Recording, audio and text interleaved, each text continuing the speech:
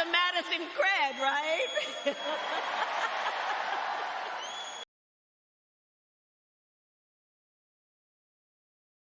For being here. Thank you, everybody. Thank you. Thank you.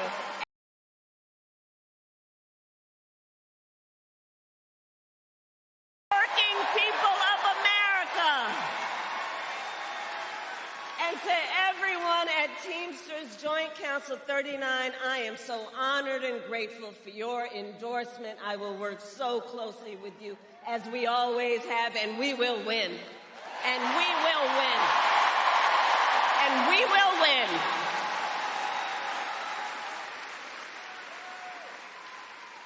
And it's so great to be with all of the leaders who are here. This is an auditorium full of leaders, including our dear friend and your governor, Tony Evers.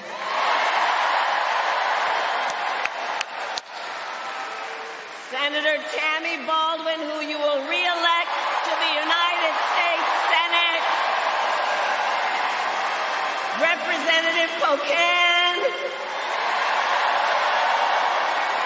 Mayor Rose Conway.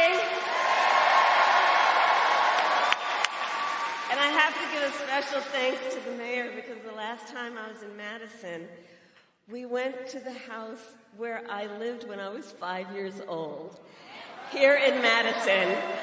So many of you know, and my sister Maya's here, so our parents taught at the University of Wisconsin-Madison, and so we lived here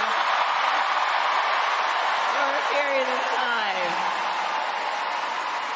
So every time I land, the governor says, "Welcome home." So thank you all, to all the leaders who are here, elected leaders and community leaders and just neighborhood leaders, family leaders, all that you are. Thank you. So here we are. All right, we got work to do. 46 days until the election. 46 days until the election. And what we know, this is going to be a tight race until the very end. So let's not pay too much attention to the polls, because let's be clear, we are the underdog in this race, and we have some hard work ahead of us. But here's the thing, we like hard work. We like hard work. Hard work is good work. Hard work is joyful work.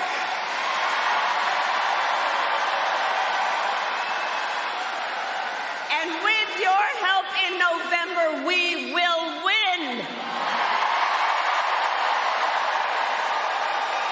We will win. So, some of you might have seen the debate last week that I had with Donald Trump. It was fun. And I talked about issues that matter to families across America, like bringing down the cost of living, investing in America's small businesses, protecting reproductive freedom,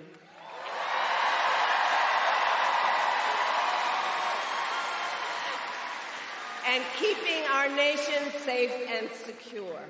But that is not what we heard from Donald Trump. Instead, it was the same old tired show. The same old tired playbook we've heard for years, with no plan on how he would address the needs of the American people. Well, folks, it's time to turn the page.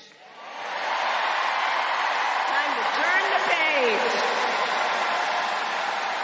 And America is ready to chart a new way forward. We are ready. We are ready. We are ready for a new generation of leadership that is optimistic about what we can do together.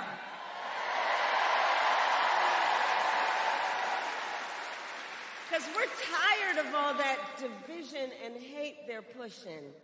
We here know the vast majority of us have so much more in common than what separates us. And that's what our campaign is about. understanding that this is a people-powered campaign, that this is a campaign about building community, building coalitions, reminding us all that we are all in this together and that we're gonna be good and all right. We're in this together.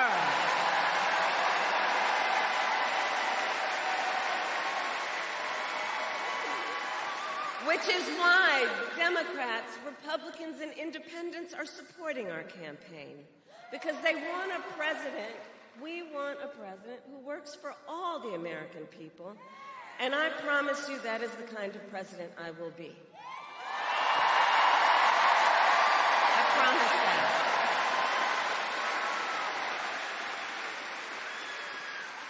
Now, many of you know my background. My entire career, I have fought for the people. As a young courtroom prosecutor in Oakland, I stood up for women and children against predators who abused them.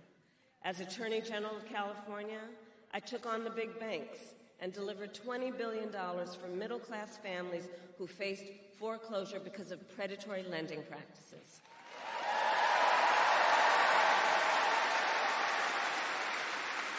I stood up for veterans and students who are being scammed by the big for-profit colleges, and for workers who are being cheated out of the wages they were due, and for seniors facing elder abuse.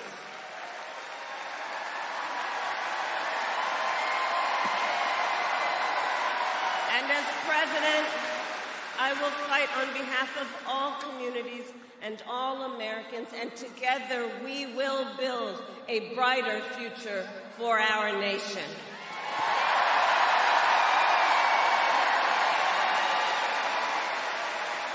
Together, we will build a future where we build what I call an opportunity economy, so every American has the opportunity to own a home, to build wealth, to start a small business.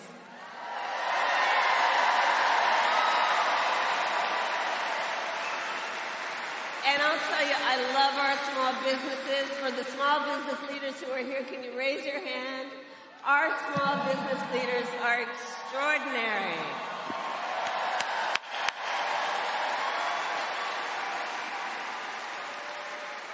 So, you know, growing up, before our mother could afford to buy a house, we lived in an apartment above a child care center.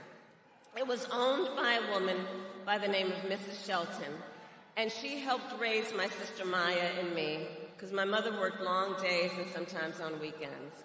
We called Miss Shelton our second mother, and she was a small business owner. So from childhood, I have known the character and work ethic of our small business owners. And I know small business owners are the backbone of America's economy.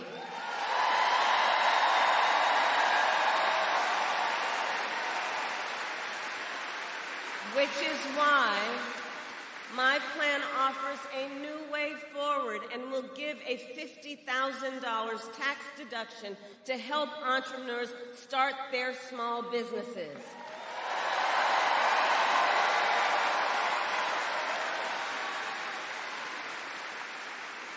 I also know we need to build more housing in America. You know, my mother saved up for years, and when I was a teenager, she was finally able to buy her first home. I know what that dream is like. I know what it is like for people to work hard and to save up and have a dream that is about the dignity of their work and an investment in their future, the future of their family, an investment in the pride they so rightly deserve because of their hard work.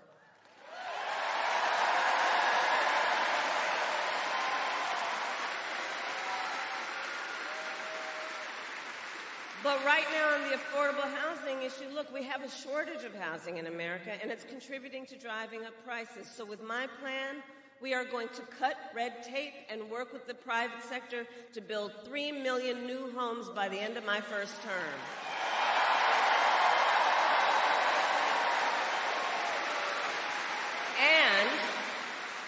And provide first-time home buyers with $25,000 in down payment assistance so they can just get their foot in the door.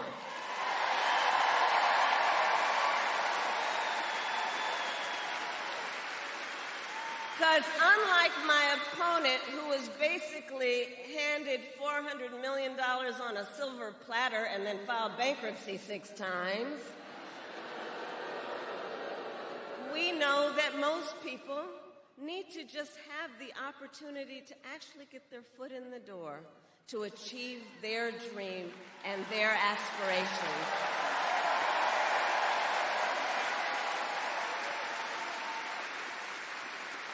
We also need to lower the cost of living because while our economy is doing well by many measures, prices for everyday necessities like groceries are still too high. You know it and I know it. So I have a plan to lower costs on everything ranging from healthcare to groceries, including taking on corporate price gouging.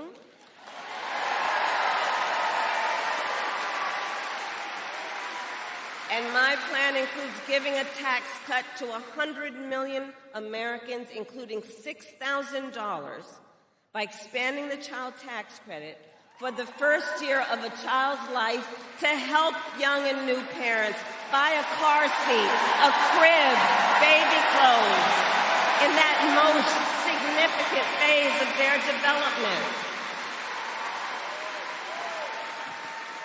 And all of this is to say, I will always put the middle class and working families first. I come from the middle class, and I have never forgotten where I come from. And I never will.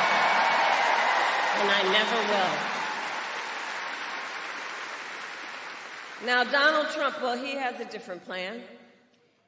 And in many ways, you've heard me say before, he is an unserious man. But the consequences of putting him back in the White House are extremely serious. Extremely serious. Just Google Project 2025. By the way, can you believe they put that thing in writing? I mean, they put it in writing, they had it bound, and they handed it out.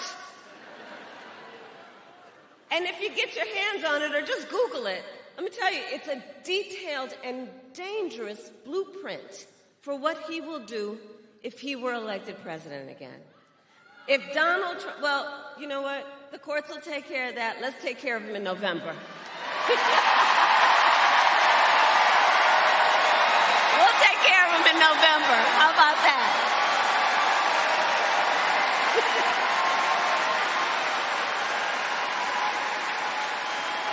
But if you look at what he's up to, Donald Trump will give billionaires and big corporations massive tax cuts. He intends to cut Social Security and Medicare. And he wants to impose what I call a Trump sales tax, because here's the thing. What he is proposing would be a 20% tax on everyday necessities, basic necessities, which economists estimate will cost most working families more than $4,000 a year extra. Think about that. And on top of all of that, he intends to end the Affordable Care Act. Remember, he tried 60 times when he was president. In fact, together with Tammy, I was a United States Senator. On the floor, I don't know where she is right now, but she'll remember, and we've talked about this. We were on the floor of the United States Senate in the middle of the night when one of those votes was up, when they were trying to get rid of the Affordable Care Act. And we were all standing around after we all voted to protect the Affordable Care Act. And we were all standing around. And then the big wooden doors to the Senate well opened, and in walked the late, great John McCain. Remember that? And he said, no, you don't.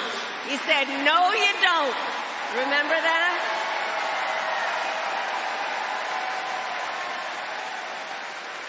But we were up against those kinds of attacks when he was president last time. And as he said in the debate, he intends to replace it, but has no plan. In fact, he has, quote, concepts of a plan. No actual plan, concepts. So, aside from that being laughable, it's very serious, because he's basically saying he would threaten the health insurance of 45 million people in our country based on a concept. And take us back. Remember those days when insurance companies could deny people with pre-existing conditions? Remember what that was like? Well, brother, we are not going back. We are not going back. We are not going back. We will not go back.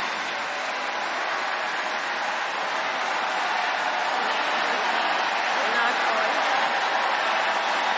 We're not going back. No, we are not. We will move forward. And just like Wisconsin's state motto tells us, forward is where we go. Forward is where we go. Because ours is a fight for the future. And ours is a fight for freedom.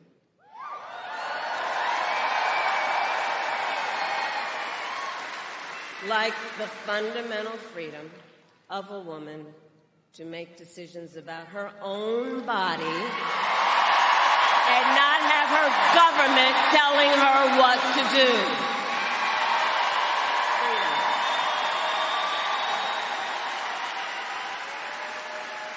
And we remember how we got here. Donald Trump handpicked 3 members of the United States Supreme Court with the intention that they would undo the protections of Roe v. Wade.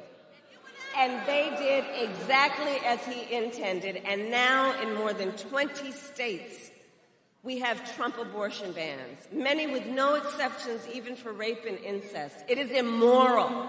It is immoral.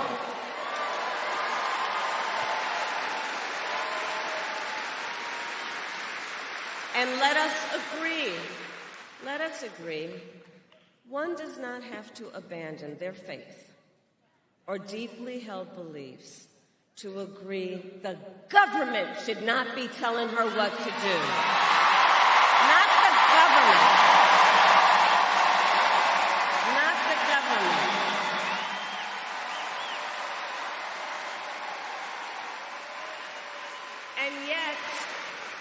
And yet, in our debate, Donald Trump said that everyone wanted to overturn Roe. I have talked with folks who are here. I have talked with women around our country and the people who love them. Women are being denied care during miscarriages. Some only being treated once they develop sepsis. They didn't want this. And we know that women have died because of Trump abortion bans. I was with a mother and the 2 sisters of a woman who died because of Trump abortion bans just last night. You know, and her mother said the worst thing among the pain that she's experiencing is when she heard and reflects on what she was told, that it was preventable. Preventable. And you know, when that decision came down just over 2 years ago, we predicted this would happen. And it's preventable. You know, the young woman, she was a vibrant 28-year-old young woman with a mother of a 6-year-old son. Her name, Amber Nicole Thurman, who I promised her mother I will say her name every time. I will say her name every time.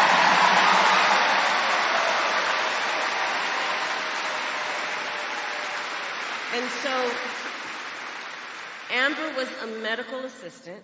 She had just learned that she was accepted to nursing school. She had her whole future planned out. And her sisters and her mother were describing her to me, and they said, you know, she had such light, and she had ambition, and she had drive, and she was so proud that she had worked so hard, and she was finally gaining independence, that she found an apartment in a safe community. It had a little pool where her son could play, and she was so proud. She was so proud and so hopeful. And then she discovered she was pregnant, and she decided to have an abortion. But because of the Trump abortion ban in Georgia, she was forced to travel out of state to receive the health care that she needed. And when she returned to Georgia, she needed additional care, so she went to a hospital in Georgia. But under the Trump abortion ban, her doctors could have faced up to a decade in prison for providing Amber the care she needed. And so she waited for 20 excruciating hours. She waited as she deteriorated. And then she reached such a critical state that the doctors finally operated, and it was too late. And she died of sepsis. And recently, medical experts determined that Amber's death was preventable. Preventable. So understand what a law like this means, what these kinds of laws mean. These kinds of laws under Trump abortion bans. It means doctors may have to wait until the patient is at death's door before they take any action.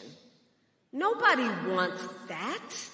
What is he talking about? Nobody wants that. Are we saying we're going to craft now public health policy so that doctors only kick in when you're about to die?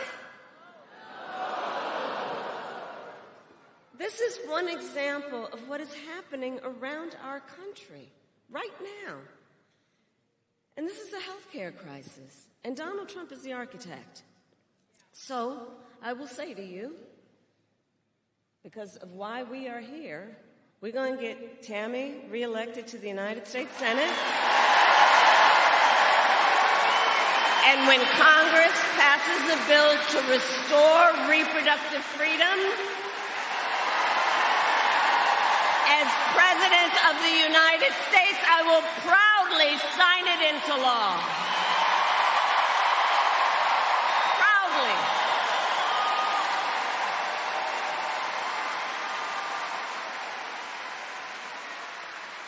And across our nation, we are witnessing a full-on assault on other hard-fought, hard-won fundamental rights and freedoms, like the freedom to vote, the freedom to be safe from gun violence, the freedom to join a union, the freedom to love who you love openly and with pride.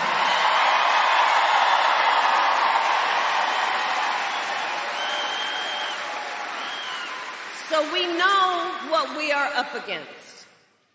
We are clear-eyed about what we are up against. And we remember that generations of Americans before us led the fight for freedom. And now, the baton is in our hands. Now, it's in our hands. It's in our hands. And so much is on the line in this election. And this is not 2016 or 2020. The stakes are even higher. Because, remember, 2 months ago, the United States Supreme Court basically told the former president that he will effectively be immune no matter what he does in the White House. But think about that. Think about what that means. So before, at least, there was some threat of consequence. And now the court has made this decision. Think about that. Just imagine Donald Trump with no guardrails. He who has vowed to be a dictator on day one. He who has called for, quote, the termination of the Constitution of the United States of America. And let us be very clear. Someone who suggests we should terminate the Constitution of the United States should never again stand behind the seal of the President of the United States. Never again. Never again.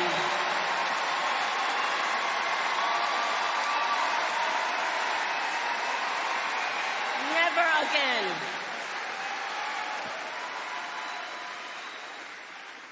So Wisconsin, it all comes down to this. We are here together because we love our country. We love our country. And we understand the awesome responsibility that comes with the greatest privilege on earth, the privilege and pride of being an American. The privilege and pride of being an American.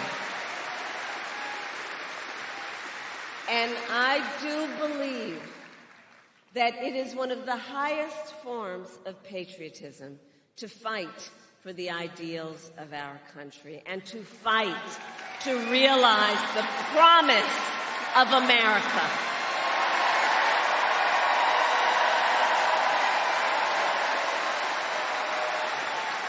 So, Madison, Election Day, yes, in 46 days, and early voting has already started in some states. Early voting in Wisconsin starts in just 32 days. And in fact, many of you may have already received your mail-in ballots. Check this out. In-person early voting begins in Virginia and Minnesota today. Today. And don't we love Tim Walz?